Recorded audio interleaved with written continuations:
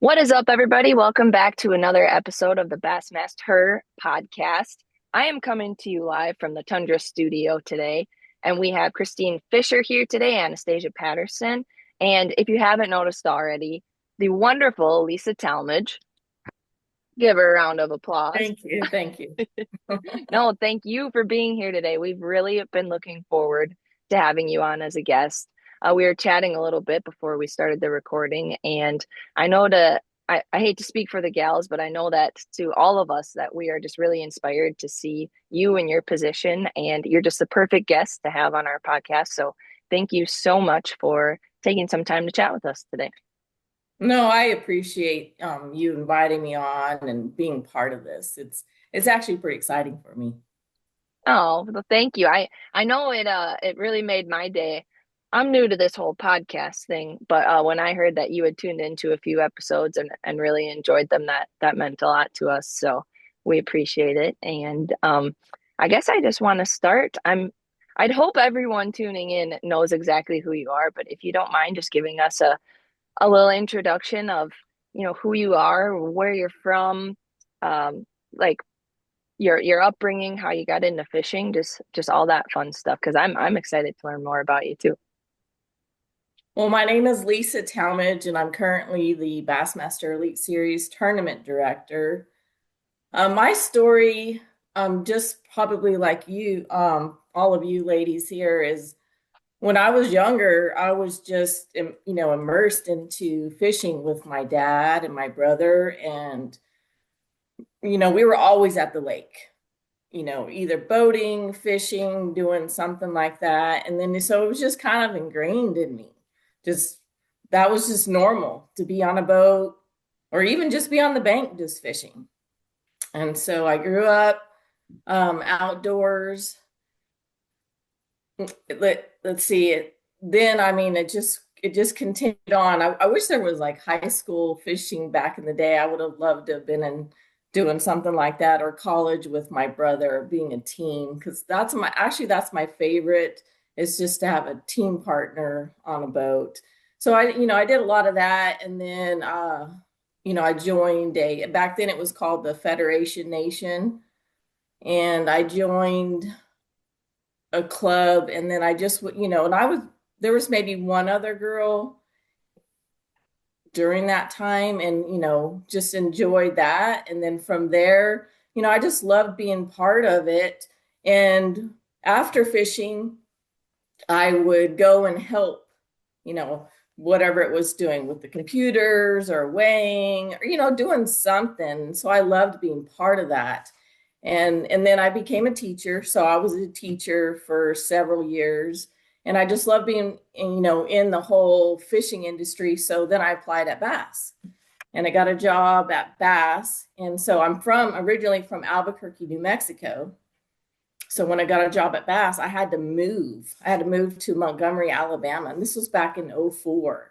So it was a long time ago, but it was the hardest thing I ever did, was leave my whole family and all my friends and move to Alabama. So I did that, and then I was actually hired to be at the time it was called the ESPN Outdoor Bassmaster Weekend Series manager, and it was just a pro-am series. And so I did that for several years. And then when Bass licensed it out to American Bass Anglers, I went to American Bass Anglers and kept, doing the same thing. And then I eventually left there and took a year off. And actually, my husband at the time, we he was a professional truck driver. So I was like, well, I'll just do that with you for a year. So I got my CDL, and so I did that with him for a year. And then after that, then Bass moved back.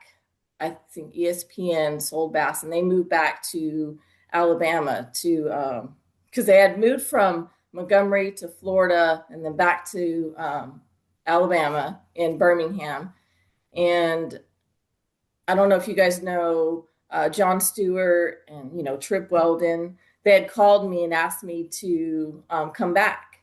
They said they didn't have anything open at the time, but they wanted me to come back. So I came back on as tournament support. So tournament sport, I learned everything from the computers to the live release boats, just the whole thing. And I did that for several years, but nothing was open because it seemed like everyone in the tournament department, they weren't leaving, and I needed a full-time job. And so then I was hired by Shimano, and so I did that for 3 years. So I worked at Shimano, and I actually worked with the youth and teaching them how to use the reels, all about the reels and rods, and then there was at Bass, Chuck Harbin. He was a tournament manager. He was the assistant tournament manager to Trip Weldon.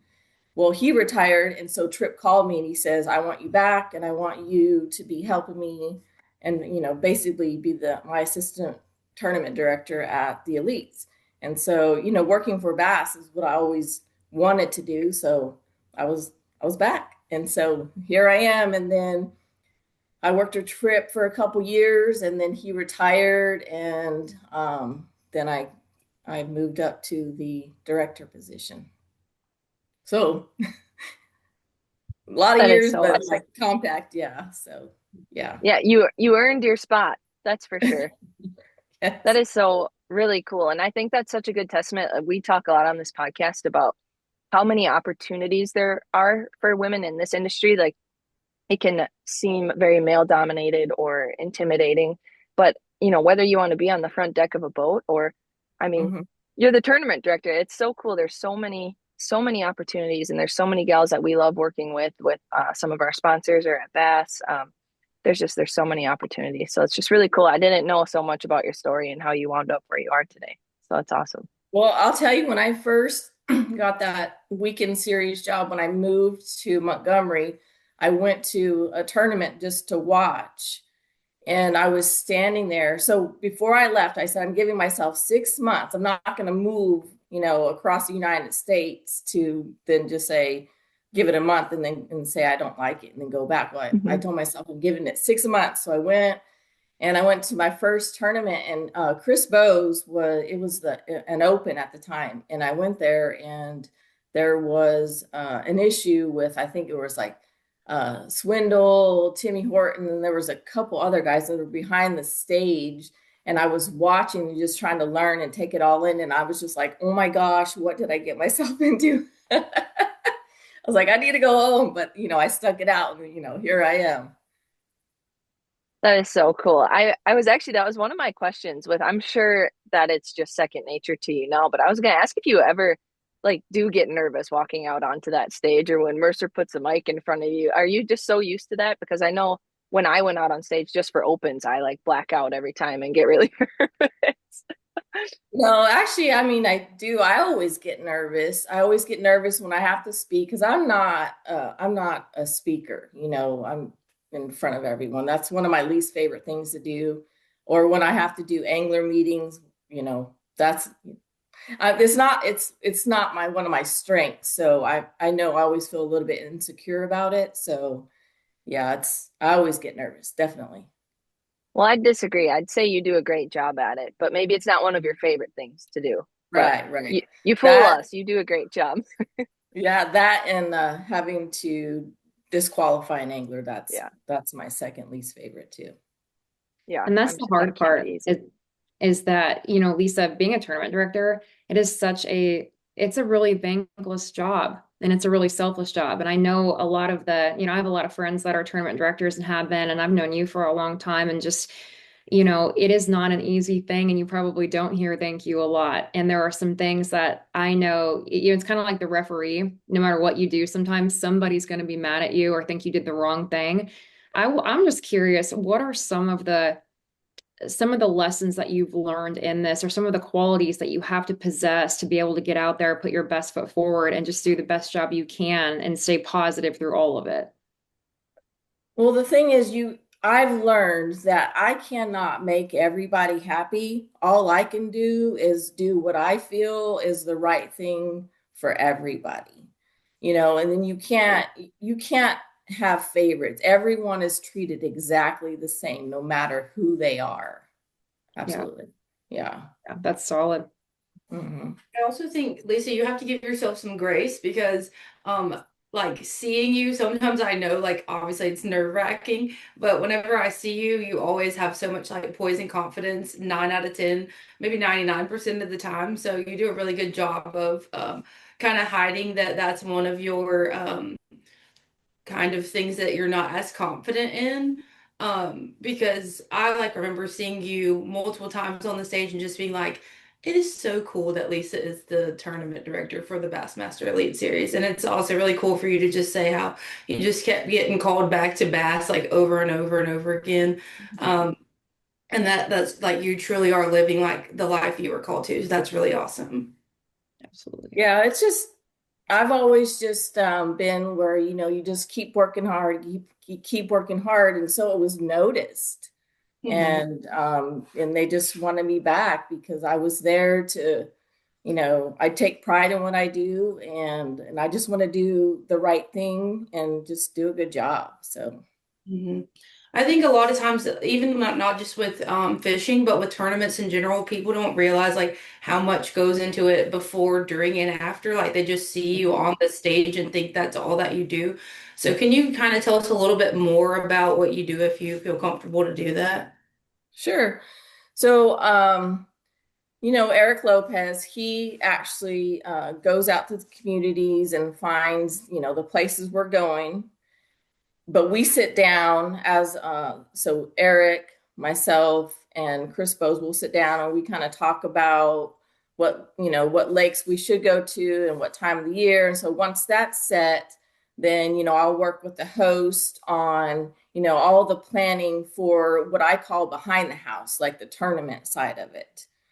And we do site visits. And so we start planning, a year in advance. We're at a place and then I'm looking to see how it's going to work out for logistics.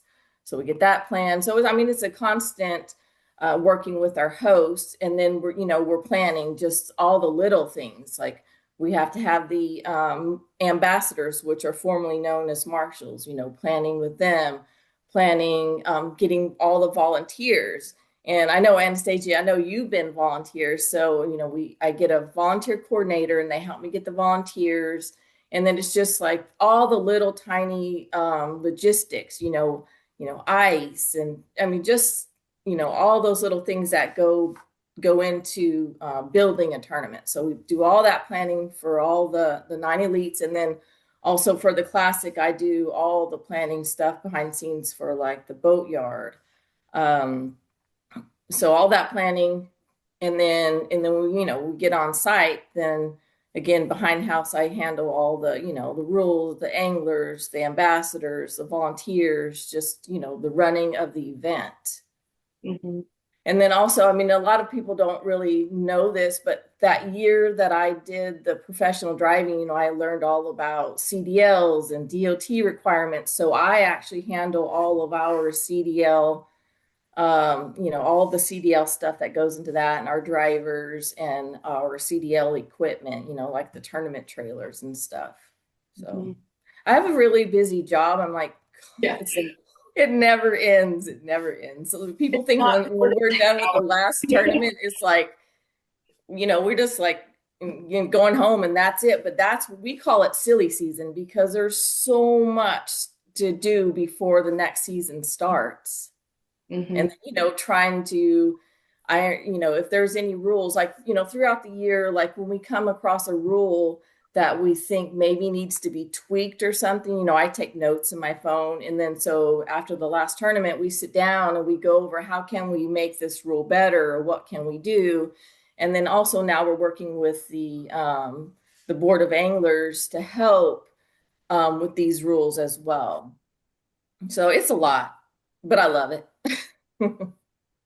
That's awesome. I can't stop like giggling to myself about you having a CDL, and that like backing up a boat trailer must be nothing for you, huh? Right. Yeah, it's easy. Actually, You a can do it boat with your eyes trailer closed. is really easy because it doesn't move so much, Yeah, Yeah. that's so I funny. always tell, I like mean, not when I funny. talk to women or someone that's having a hard time, I always just tell them, when you're holding that steering wheel, just turn toward your treble. Like if it's coming out this way, just turn toward it, and then it'll go It's always something. Turn towards your trouble. I love that. I love that. Um, I love Kristine's question and on pointing out that it's kind of a thankless position that you have. And this is such a smaller scale, but I'm even just thinking about my fiance, who is a tournament director for our bass club, which is so small. And he keeps him so busy. So I can't imagine the work that goes into the Elite Series. And I'm curious, like you talk about, oh, it's not just during the season. When does planning start? I've heard rumors that like the classic ends and like Monday at the office is when planning starts for the next one. Is that true? Yeah.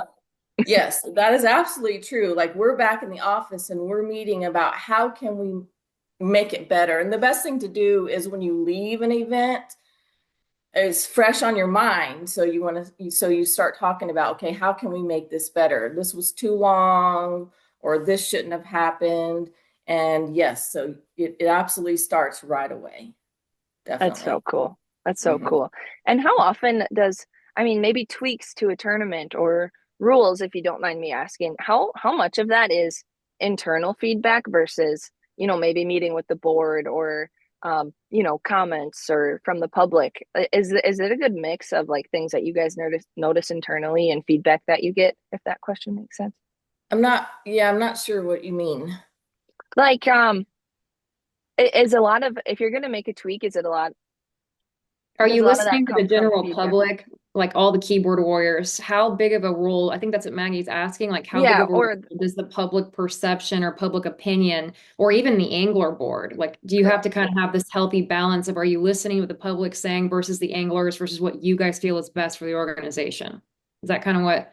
Thank you. Gotcha. Yeah, I mean, I guess it depends on what it is. Say maybe like the forward-facing sonar. We heard a lot from like fans, maybe to, let's try to not have all tournaments forward-facing sonar. So maybe in that situation, but rules, I mean, we have to be able to do what is right. So we will listen to the board as well, but then we're also, can we manage this rule? Yes, it is kind of collaborative, but ultimately we're going to decide what we think is best for the whole, because we don't just have the Elite Series, we have the Opens, college, high school, juniors, so it always just depends on what it is. I feel like you have a phone, Lisa, that probably never stops ringing because you always have something or someone who has questions, concerns, lots of different things going on. How do you make time for yourself? Good question. I don't know. I mean, I try. I mean, I think when I first took this job, I felt like that I had to prove that I could do this. So I took calls all the time. When they came in I mean, that's a lie. I still do it. No, I mean, I do take time for myself, but I think for the most part, most of the guys are respectful and they don't usually call me in the evening, weeks out before a tournament. But if I'm at a tournament, of course, they can call me whenever. I mean, I try to take time, I have the weekends and stuff, but there's always something. It's like always on my mind, like what I could do better, how I can fix this. But just like you guys, you do take time for yourself.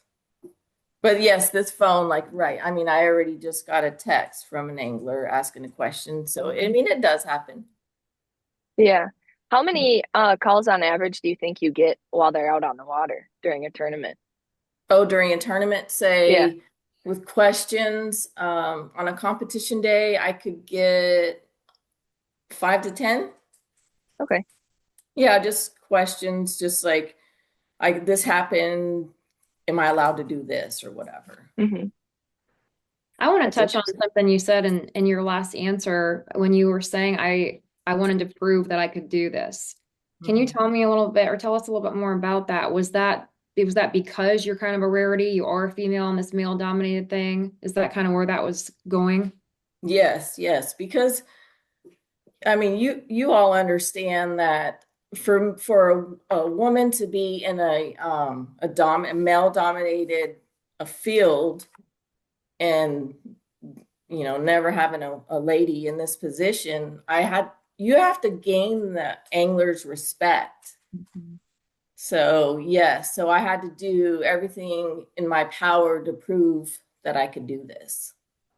And I'm curious if you, because I know as a tournament angler, a lot of people just assume that one, things are probably given to you or you have extra, it's easier if you're a woman. But I know that I've always felt like I almost have to operate by a completely different set of rules than everybody else. If there's any gray area, I almost feel like you're under a microscope a little bit, like you don't even go anywhere near that. Or if when information is legal to get, you don't take it. I mean, you're literally operating by a completely different set of rules because you don't want to leave any doubt in anybody's mind. Does that kind of apply to you in this role too?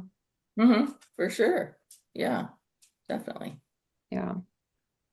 This, I mean, it's so funny. I have this little saying that I always tell myself. I'm like, always be brave enough to suck at something new. I always tell myself that. And then just continue, just be brave. Just be brave enough to do this, because you don't you don't grow as an individual if you just constantly like shy away from things that could help you grow as an individual, you know? Mm, I love that. I love that. I feel like that's right up Kristine's alley with that was totally your motto, like getting into Yeah, a get out of bass your boat comfort and zone. yeah. Mm-hmm. Yeah. Yeah.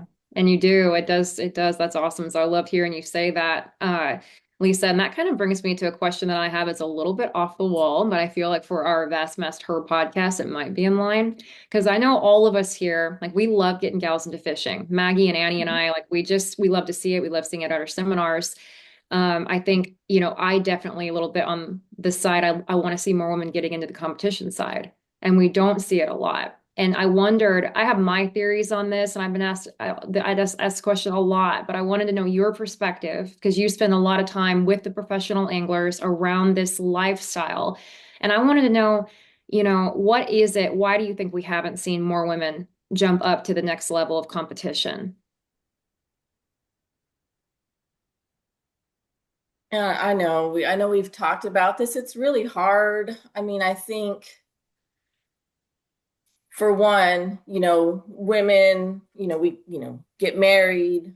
I mean, I don't have kids, but most women have kids, and then it become you're not as selfish, and so you have a family and you have things you have to take care of. So I think that part of it. Also, I don't think we're as mechanically inclined. So, when we have a boat, to have to manage that, take care of it, be out on the water. Because I think that was always my thing where Mm-hmm. when I had a boat, just even launching it by myself caused me stress. And then I would think, okay, what if I'm out here and something happens? Am I going to be able to troubleshoot this to start it to get back? Things like that. But I just think that women just just become, they become mothers and they want to just take care of their children and wives. And I mean, I sort of think that's what happens. Yeah. Yeah, that's what I was curious. Is it a multitude of things? And Maggie and Annie weigh on that too. I always just kind of wonder that. Is it a person? Do you have to be wired a certain way? Like some men just don't care about certain things, or, and you spending a lot of time with these guys, like, do you see something that is preventing even college gals or high school gals from getting into it? When that's not a factor, what it might be. I've always just wondered. Yeah. Actually, a guy this week messaged me kind of a question very similar to that on Facebook, and like he said he can't find like more than 10 women who had fished like at the opens, even with the coes and that sort of thing. And I kind of just touched on it that like a lot of women, like when we're growing up, we're not like, I mean, I spend every day basically with my daddy, but like you don't spend as much time with your dad, or if you do, your dad's not like letting you do what your little brother would be doing and that sort of thing. And then when you get to high school, there's like women's sports aren't necessarily, you're starting to see a lot more women in other sports that were traditionally male sports, from hockey to lacrosse, soccer, which obviously not always but that sort of thing, where there's a lot more women coming into these fields that were not traditionally um, for women or inclusive to women.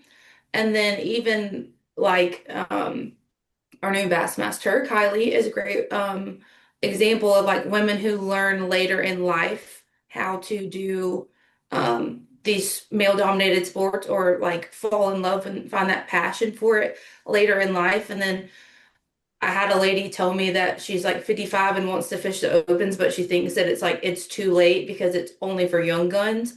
And I just had to say, like, no, it's literally like no matter what age you are, fishing is something that you can learn, and there are tools that you can learn that will help you faster. But it's also like any other sport. If you're not practicing, if you're not spending that time, you can get behind just as fast as you can get ahead. For sure. I mean, I know when women, or when we're younger too, like Anastasia said, you don't spend a lot of time with your dad and out the outdoors. You're maybe with your mom and you're shopping and you're doing, girly things, I guess.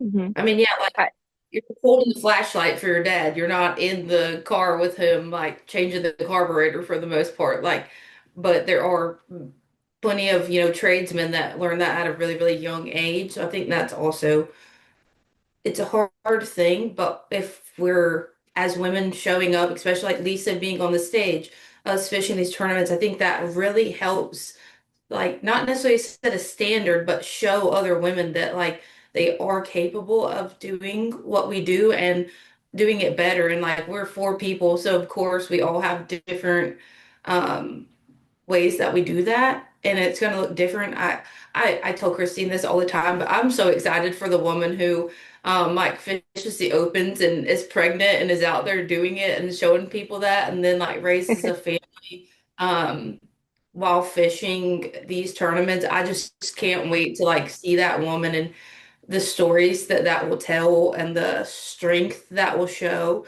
Like we all are incredibly strong. I know I'm rambling right now, but we all are such strong women, and it's so encouraging to see all the women that we encourage as well, like grow this love and passion for fishing. You got to have a good partner, the woman, to be able to do that. Because I know if G and I are able to have kids, he's going to be, and I'll never stop fishing, right? But he's going to have to step in and do things that maybe you got to have such a good partner. And Maggie's got that too. So it's just and you know how important that is in what we Yep. do. So That's so funny. I didn't want to interrupt, but I was going to bring that up too with, getting married and having children. Stereotypically, the woman mom is who should be staying home, with the kids. And I think it's very rare. I don't think any gals like us that love to go out and hunt and fish are probably going to end up with a guy that doesn't enjoy doing it as well. Like it's really nice to enjoy sharing those passions with someone. I mean, Andrew and I don't go out on dates. We go fishing. It's not, what do you want to do? It's where are we fishing? But I think it takes finding someone really supportive and willing to, to compromise, and you'd both have to step back. And I'm oversharing. I don't know if I want kids because, to Lisa's point, I'm still very selfish with my time, and I love what I do. Maybe in a little while that'll change. But yeah, I think you'd have to have a really good partnership to make that work if you are a gal that wants to have children. And I mean, I get tired. My back starts hurting by the end of a 2-3 day tournament. I can't imagine doing it pregnant, but all the praise to the gal that does. I couldn't do that, but I guess I don't. Really, Oh, so when I was younger, I did, some pro-ams, but, like I said earlier, I like to do teams. One of the things with me is being in the boat with someone I don't know, the whole bathroom issue. That yep. was a thing for me, so that was a little bit uncomfortable. And I think that could be one of the reasons why I didn't really do too many pro-ams or, draw tournaments. It was that reason. And I was more drawn to team tournaments with my, ex-husband now. But Yeah. Maybe y'all just don't have shame. Maybe that's the problem. Because people ask me about that too. They're like, "How do you go to the bathroom?" I'm like, "I just have to go." Like you have, you can't. I don't know. There are times that I'm There is like, no "Oh, I shame have to with go you, back." Annie. Yeah. Yeah. And everybody is blessed with that. Yeah. I don't want to overshare or make anyone uncomfortable, but I'm a pretty open book. I've been thinking about like doing a video of tips on going to the restroom out on the boat. And it is really awkward, being primarily up to this point a co-angler. I mean, you don't know who you're getting into the boat with, or every boat is so different too. So whether you're going to be going off the back, that's not always an option. So maybe the side. I strongly prefer the back because those few extra feet that I'm away from you just make me feel like I have a little more privacy. Right, But right. gosh, that can be pretty Always like uncomfortable. I've had to call the tournament director before too and be like, "Hey, is it okay if I pull up on this island and let my co-angler use the restroom?"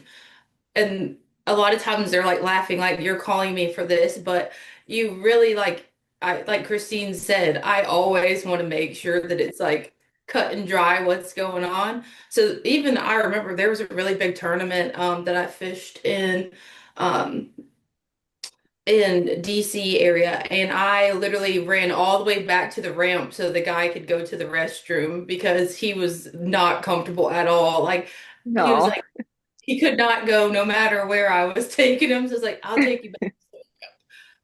That'd be a funny series Yeah. thing of like, Yeah, it when is I fish fun. as a co, I had a couple guys that, I mean, it was so laughable, their reactions or how they approached having to go to the bathroom or asking me if they go to the bathroom. That'd be kind of a funny series to see some of the Yeah. experiences we've had. And I hate to give them a hard time or be stereotypical, but stereotypically they think we're going to be the problem. They think, oh, what am I going to do if she has to go to the bathroom? It cracks me up that Yeah. you had to take them in. I That's think so they funny. think about it more than well, at least I don't think about that, but I think the guys Yeah, have thought about it a lot more in their minds of how, which is honestly, chivalry is not dead in all of them, right? They're thinking, how do we make these women more comfortable? exactly. You As know, a co-angler, I've had a lot of gentlemen right away in the morning. We're waiting for takeoff, and they just say, "So what's the plan? Like, if you have to go to the bathroom, do you want to do this? I'll take you in." Blah blah blah. Admittedly, I don't. I'm cool with it, but Kristine, you are a better woman than I am because I do get nervous about it in the morning. I get nervous about having to go number two. That makes me nervous. But oh yeah, number that one, I'm of not nervous course, about that. right? Because you I don't. can't I don't that. have coffee on tournament days. I get nervous. But I'll Mhm. stop talking about that. Sorry. Too much. But since I feel like our conversation has shifted, away from the tournament directing and kind of tournament fishing. And if you don't mind, a few questions about that. I know that you have competed in a fair amount of tournaments, right? And if I'm not mistaken, I'm sorry that I don't know for sure, but I believe when we all met, when we were brainstorming about Bassmaster and what it should be and could be, you had fished in some all women's series in the past as well, correct? Yes, one year when I worked for American Bass Anglers, there was the Bass WBT, and I was able to, I think maybe I fished three, maybe four of those one year. But it was fun. It was hard because I had a full-time job and I was trying to do that, so I didn't get to spend a whole lot of time practicing. But I mean, that was a lot of fun. What caused me a lot of stress at those events were I just don't ever know when I need to move, make a change. And so it almost kind of took the fun out of it because I was just more stressed while I was doing those tournaments than anything. I didn't want to be stressed. I wanted to be out there having fun, not worrying about, do I need to move? What's next? And so Yeah. maybe being a co-angler or being in a team, I didn't have to make those decisions and it wasn't as stressful. Hmm. Yeah, that's something I'm gonna have to learn and get better at here because that's kind of where I've been up to this point, primarily a co-angler or a team. So, um, what were those tournament? Was that just you in the boat, or so did you have a partner or a co-angler when you were fishing those? There was a lady co-angler with Okay, me in the boat. okay, So, I mean, in that, that was fine having another lady. I mean, especially with one at the bathroom situation, no big deal. Yeah. Yeah. Yeah. Um, yeah, just I was somebody. curious for everyone. Like, can you, I know all of you have had that opportunity to fish some circuits with where it's just ladies, and I have yet to do that. And I'm just curious if you'd all be willing to share like some differences, things if you prefer, or because I think especially Kristine and I have talked in the past of we don't necessarily think there needs to be a women's series because this is a sport where it doesn't matter, you know, we can compete, fishing is fishing, but I'm just curious if you do think that's maybe somewhere that would be a good stepping stone or make women feel more comfortable, or if some might prefer that because they're more comfortable going to the restroom. You know, I don't know. I'm just curious what the vibe was and your thoughts on fishing both kind of co-ed and then also women's only. Um, go ahead, Lisa. No, I was gonna say, is that a question for me or? That's what I was wondering. Is it Anyone? okay? Sorry, I should have told someone to go first. It's hard on No, you're Zoom here, good. but Um, Sorry, go ahead, Kate. I know for me, you know, yeah, I did have that view. I kind of, and I'm so glad that I jumped into fishing an all women's tournament because right off the bat, where I really want to see women, you know, get in and fishing against everybody because we know there's no advantage either way.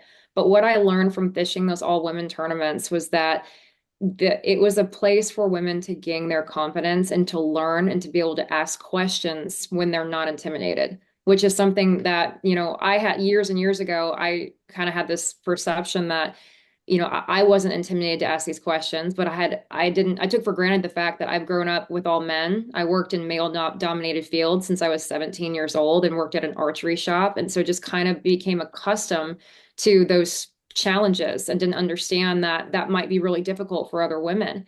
So in me fishing these tournaments, I learned how important it was for these gals and how much, you know, they were able to grow in these environments. And it was a very different setting for me because I took it as a mentorship opportunity. I loved being able to teach my co-angler how to become a better angler, how to teach her how to look for hard spots on Gunnersville or how to fish grass lines, and just being able to, you know, we don't get to do that in the opens or the other co-ed tournaments because it's much more competitive.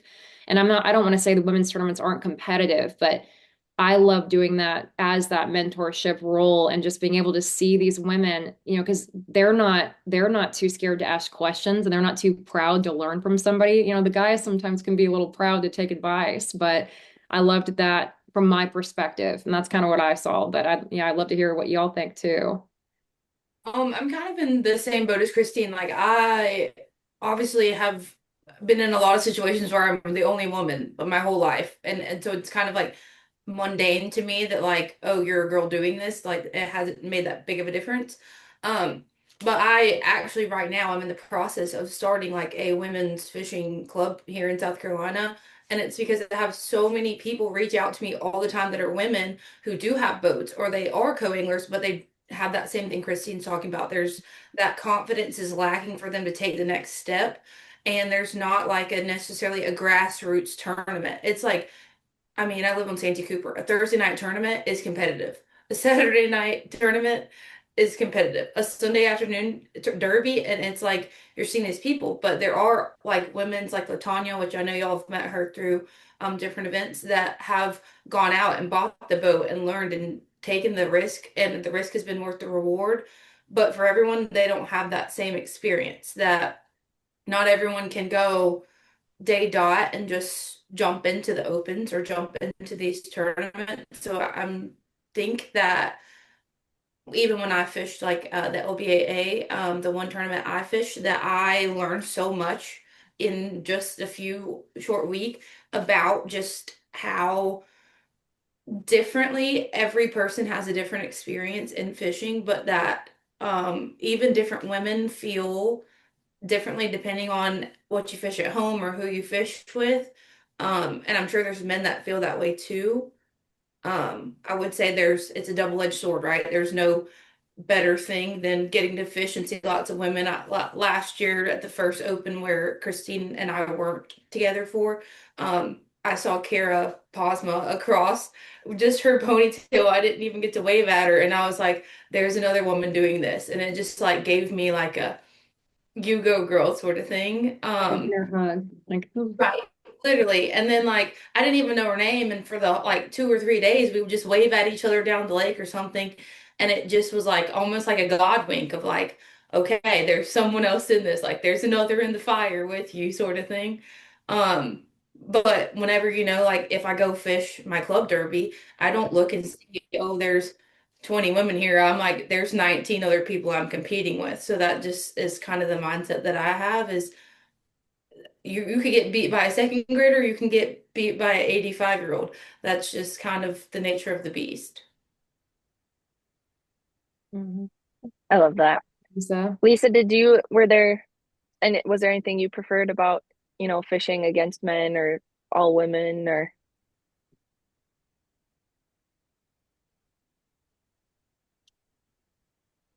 I mean, whenever I did fish the women's, I mean, for me, I keep going back to that bathroom thing. It was just more, that's valid. Very valid. Yeah. that's what gave me the comfort. And I did fish an LBAA tournament one time, and that was actually a lot of fun. Um, just to see other women there, um, with the same passion that I had. So that was awesome. But I'm not sure why most women don't really want to jump into like an open or a Bass Nation tournament They're with a scary. I mean, they yeah. Mhm. even for me, they're scary. I was terrified to, when we have all the boats sitting there in the middle before takeoff to like bump into one of those guys' boats. Yeah. There's a lot of you're fishing against the best in the world, quite literally. So it is, I mean, even for me, I felt all of that stuff come back on that first open I fish. So I think that has to play a big role in it. Yeah, you're right. I mean, when I think about it too, all eyes are on you. They're like, can she really fish? She's a Yeah. girl. Can she really Yeah. do this? Should she really be out here? And so then it makes you more self-conscious and nervous. And then when you're nervous and you're more likely to do something you shouldn't do. Yeah. Yeah. Yeah. It allows you to get in your own head because you kind of feel like you Yes. always have something to prove. Yeah, especially if you're the only gal out there and say, oh, if I do bad, they're gonna think, oh, she's a girl, she doesn't know how to fish. If I do well, they're gonna say, oh, her boater probably felt bad for her and helped her. I don't know, but it just that's not true. There's so many people who support us. I just think it's easy to get in your own head, and I agree they're scary. Even it doesn't have to be something as big as a nation or an open, like any local tournament. If it is a random drawing thing, it can be nerve-wracking as a gal, and you don't know if a guy's going to be weird to you. You don't know if I've even had where the poor guy, his wife was really kind of upset that he had a female as his co-angler, and that made me feel bad. There's some different experiences as a gal, especially in not even a team tournament, but being paired up, and it's just something you Yeah, here's gotta a work through. situation when I was a tournament director for the weekend series. There was a lady that was fishing it, and it was a random draw. And the guy called me and he said, "My wife will not let me have a lady in the boat, so I'm headed home." And he left her on the bank. Hmm. That happened to me at a I've really heard that a lot. too, so. Mhm. Yeah, I've heard that, or even like, yeah, the wives. I've heard that was a big deal back around like the early 2000s when some of the women wanted to fish as a co-angler in the opens or even as a boater, that they were receiving a lot of backlash. And another big thing is, when you're traveling to these tournaments, a lot of these guys are pairing up in 4, 5, 6 groups of 7 to travel together, to break down water together, to do all these things. And as a woman, you know, I mean, Annie and I we're the two people traveling, so our expenses are higher. There's just kind of two of us, so you don't really get to. That was one of the biggest things for me that I saw if just fishing the opens is that we can't really. I don't feel comfortable. I would love to stay with a group of guys. I do it with the kayak stuff, but knowing their wives, I wouldn't expect them to be okay with that. If Yeah. whether or not I'm engaged or not, that's just something that a lot of people are not going to be comfortable with, having a woman stay with their husband or their group of people. So you kind of feel a little bit like you're a lone wolf in it out there to say, you know. Sure, sure. The crazy part though, was we had more roommates when there was co-anglers that did have wives, and then now that we are the opens and there's just boaters, you would have thought like we would have been with 10 guys, and it's like it's either just me by myself or it's me and you. And Mhm. um like we get lucky at some places where it's like there's a hotel that's the host or like that sort of thing. So there's like a lot more people and interaction. Or sometimes like I will like camp. I won't camp, but I'll go to like a You don't camping camp. situation. I'm not a camper. No. Um, I tried it, y'all. I did. It's just not for me. And um, you'll like have more interaction with people that are fishing the tournament. I do like that, but I kind of am like I like the lone wolf thing as well, but it can get very expensive as well. Hmm. For I think sure. that also could be the hard thing for women to get into fishing is that it's not a cheap sport. Mhm. Like you can go buy some small combos here and there, but to actually be a competitor, I mean, you have to spend money. Hmm. Yeah, and something, back to having a great partner with Andrew and I, getting into my own boat now, I'm so excited. It's something that I've really wanted to do. But when that's all we do together, now that I'm like, if we're in separate boats, I'm like, when am I going to see you? I really, I don't know if we can just go out at the same time, pick apart the water, meet up here and there. How's it going? Check in. But um, yeah, it's like splitting costs. But if you want to grow and get to that next level, you kind of have to bite the bullet and start taking on the costs of all that gear on your own too. So it's a lot, but we're fortunate to be here. Am I right? Yes, definitely. Amen. Well, I feel like we have taken a lot of Lisa's time today, and I've had an absolute blast. I do want to ask a couple of kind of fun, lighthearted questions before we let you go today, if you're okay. And I'm going to give you the option to say pass. I'm not answering that one. Okay. And if ladies, if you think of any for her as well. Is there anybody on your radar for this upcoming season, like a young, maybe a rookie or just someone young on the Elite Series that you're like, we got to watch out for them. They're like, in a good way, not in a bad way, not with rules, but like a really promising young angler that you're excited to see what they do this season. Yes, yes. I'm excited to see what Fischer and Naya is gonna do. Yeah, I absolutely. mean, he's young and he's so confident. Mhm. And Hmm. I love it. So yes. I love that. Good answer. Um, Who, when, Mercer announces their name, they're walking up on stage. Who do you feel keeps you guys on your toes the most? Like you just never know what's going to come out of their mouth once that mic is in front of Matt Robertson. them. I think we could have guessed that one. Yeah, yeah. I love Yes. that. Um, I'll just one more just because I'm curious. Is there a stop that you're looking forward to the most this year? Mm, All of them, right? I mean, I love to go up to New York. I mean, it's Hmm. beautiful up there. I love Champlain. We were all just talking about that too on a call, fighting over who gets to go. No, just kidding.